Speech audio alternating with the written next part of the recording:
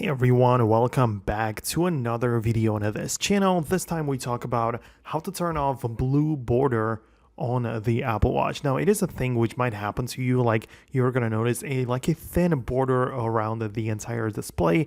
So what is it really representing? Well, it is for accessibility features. It is essentially there to let you know that you have some sort of accessibility, that it's being used, right? Just like you of course have also on the iPhone. In here you can see whenever you use some sort of accessibility features, you might also have like a blue icon in the top like menu bar. So yeah, it is there to show you that it is turned on. So obviously you can turn off your accessibility features, which might include voiceover, zoom, or any other stuff, right? So if you turn that off, then the blue border should also be gone by then.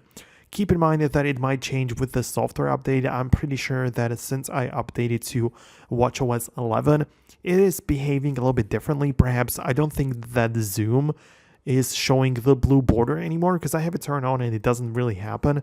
But yeah, like some other things, like the accessibility, pressing or pinching with fingers, which might do some other stuff like gestures, then this might also show up on the Apple Watch as a blue border. So hopefully I explained everything. If there are any other questions you might have, just leave them below in the comments. That's it. Thanks a lot for watching, and I'll see you in the next video.